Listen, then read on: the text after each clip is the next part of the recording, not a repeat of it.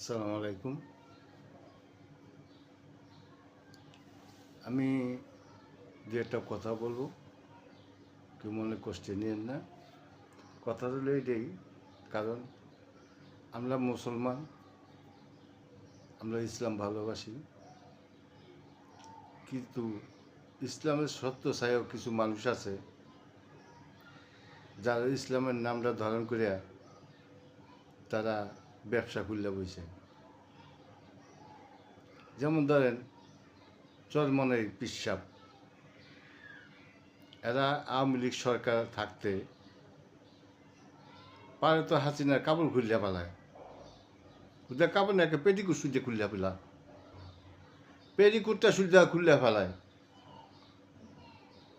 তো জামাতে রাস্তায় নামতে দেয় না, বিএনপির রাস্তায় নামতে দেয় না,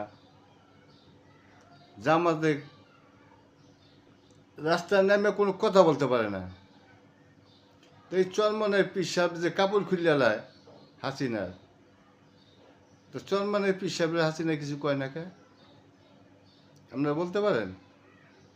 শোনেন, কারণ এর হলো ফুদা অন্য অভ্যেস দেন, এর হলো এই নেচার। হ্যাঁ, অল্পতে অনেক ক্ষমতাশালী হইতে চায়, বুঝতে পারছেন জিনিসটা? অল্পতে অনেক ক্ষমতাশালী হইতে চায়, নাই তো বোঝেন না।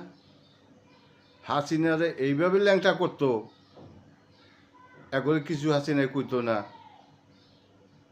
আর সবার দৌড়ে উপরে রাখতো। এই লোকের ভোট দিয়ে আপনারা সংসদে নেবেন কোন আশায়? সংসদে আসনে যারা থাকবো সবার তো ফুদিয়া কাজ করে হালাইব, তখন কি করবেন? কিছু করা থাকবো না।